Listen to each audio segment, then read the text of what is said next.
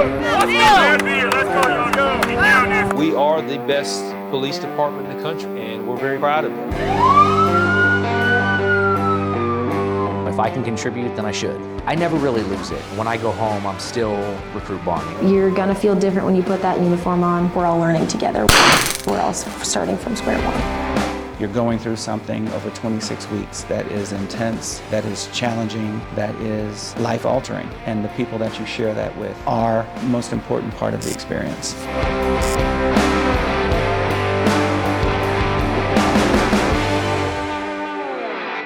This week, we join the recruits as they learn about crowd management. This is a responsibility that CMPD takes very seriously and is nationally certified. Pay attention to what you're being taught today. They're going to teach the lesson plan today, the objectives, make sure you understand them, ask questions if you have them, okay? Sergeant LeClaire said that we get a lot of requests from around the country and that this is one of the best agencies in the state. I will put this CEU and Mobile Field Force and our POB up against any in the country. We are good at what we do because we train every year, every other year. We do federal recertification so that we can work national security events. So we get a lot of those requests, but it's because we like what we do and you guys are being brought into that, right? Whether you don't get to volunteer, you're going to be voluntold. But it is a lot of fun. You'll get to have a lot of good times and a lot of good memories of what's going on. But pay attention to this block. They'll say it again, but I'm up here to tell you from the training side over at the academy, this is a big one. After the classroom portion of crowd management, the recruits will be fitted with all of the gear for the class. If you notice right here, there is Velcro, all right? So how this works is you have two straps. Bottom strap goes across the waffle part. Same thing over here. Bottom strap goes across the waffle part. All right, if you notice, you now have one more strap. So as this part comes down, you notice there's some more Velcro. Guess where that other strap goes? Right there, right? So you have that internal snugness, and then you have the hard shell snug. Does that make sense? Sure. Right? So this is how it should look. All right? If we have issues with it, we'll walk around, we'll help you out. Finally, it's time to apply the knowledge they've learned, practicing how to rotate between gear and run through formations. Arms, that's you pull out. All right, so who here is left-handed? Today you gotta be right-handed. So the reason we do that is that we all look the same. So if you're gonna hold it, you can hold at 45-degree angle. And you want your left hand to be about 3 to 4 inches from the top of the baton. You can take a half step out and just push with your arms. So when we push, we do not push your arms fully extended. You want to keep your baton close to you because that's where you have most of your strength. Platoon!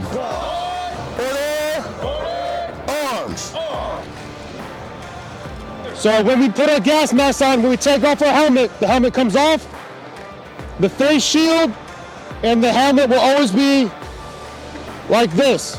The reason we don't want it flipped over is we don't want to muck up the visor, all right? Yes, so for the rest of the day, this is how the helmets go on the ground, all right? Yes, all right, at this point, you would take out your gas mask from your bag. These new Axon gas masks, they're top of the line, all right? There's only 2 straps you have to do. So you put the gas mask on. The bottom 2 straps are the only ones you tighten.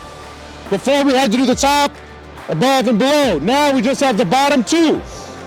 At that point, you would clear your gas mask in case there's irritant up in the air at the time. At that point, once you have that good seal, you put your helmet back on. The reason we want that helmet on as quickly as possible could be stuff in the air being thrown around.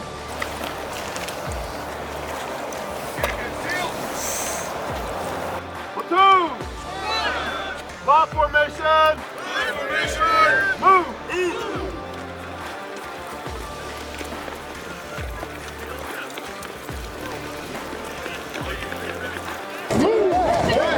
Move! Move! Move! Platoon! Wedge formation! Move! Inside, outside, inside, out. Inside, out. Arms length back.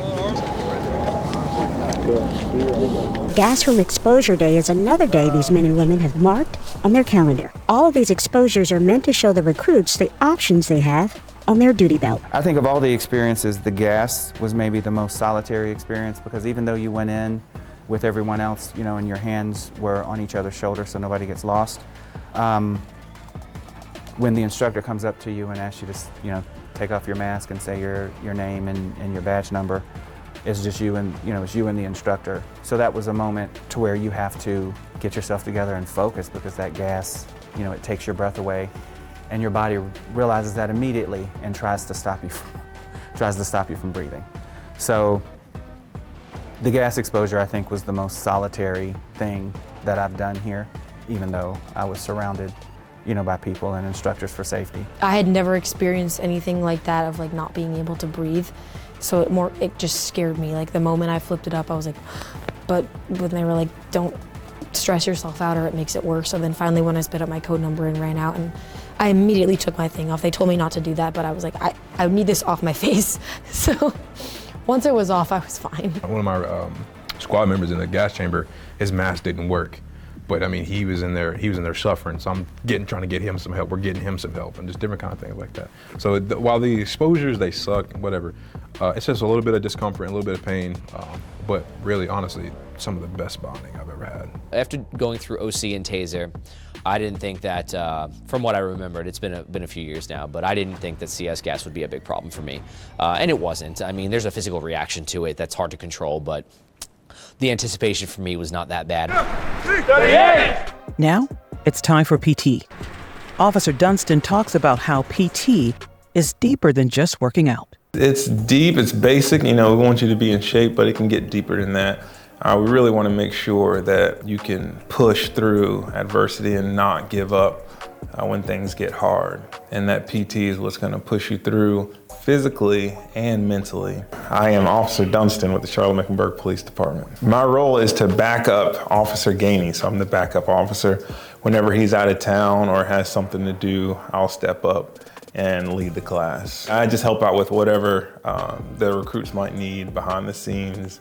And I'll step up like PT, I help out with PT, physical fitness. I haven't been counting, but it's like 4 or 5 months I've been here, and it's been an interesting change from becoming a detective and then coming back to being an officer. I've been very impressed with Recruit Barney as a leader. His name came up very quickly. I believe we had a PT session, and he spoke about the officer down during the PT session, and that was early on in the academy, and it was very obvious that he was a leader. He was one that we saw very early on, that we knew that folks kind of followed him naturally, right? You know, he'd say, you know, everybody let's get in a line, or, you know, tuck your shirt in, or something like that. Having that military background, he kind of already knew, and recruits just kind of went and followed in line. And so it was kind of natural progression for him then to get to that class president role. I think her role as a president has been very vital too, because not only for those that didn't have the military, but it's also helped some of our females who've been struggling along the way see a strong female leader within their group, and they can kind of aspire to say, hey, she's doing it, I can do this too. And so it's been great to have the two kind of work with each other. And they've made each other better, which is even better too for the overall program. So it's kind of a win for everybody. Recruit Jennings, she has evolved a lot after becoming the president. So that has been very impressive. I've watched that happen before my eyes. Specifically, I see her calling out cadence while marching the other recruits around the academy. She has just stepped up and started to run with the whole recruit class and lead them or march them around and it doesn't sound like a big deal, but it does provide a lot of pressure on one person. I have absolutely grown to love Suber. He has grown so much within this program up to now. I was a little on the fence at first, but I thought, you know what, let's give this guy a try. And he has grown into his role as a team leader, a squad leader, and I feel like he has really understood what that means and how other recruits will be watching him and what he says and how he presents himself. And moving forward, I think that's going to just speak volumes for him in his career here at CMPD. He's grown a lot. He also helps out his people, and he takes advice from them, which is very important as well. Because there are some people in his squad, I believe, that are older than him and maybe has a little more life experience, and he's taken that in from them. So they're both learning from each other, him and his squad, and he does a wonderful job. I've only heard good things so far. His whole story is a very good story about perseverance. But the POPAT alone, yeah, it's not easy, especially not easy for a 50-year-old. So I was very impressed. That physical stuff might not come easy for him, but once he's on the street, he's gonna have a lot of life experience and knowledge that he can share, that these young people who can run circles around me and him, will have to lean on him for. So I think that's important about his journey. Traffic crash investigation is a task that every officer will have to know during their time at CMPD. Here, they will learn how to report and investigate any traffic crash they are assigned to. We're both in the transportation division. We got 3 units there. So we have the motorcycle unit, we have the DWI task force, and we have major traffic investigation unit. We all work together. We're all on a rotational callback status, where we always have 2 detectives and 2 DWI task force members on a callback. And we work on 7-day-a-week rotation, 2 weeks off, unfortunately, and 1 on. We were just on right now, or technically we're still on right now, and we just had the weekend where we just had 3 fatalities, if you guys saw your emails. So, anything that's life-threatening, anything that's officer-related, city-related, or obviously if they die, pedestrian, bicycle, 2 cars, we'll respond to that.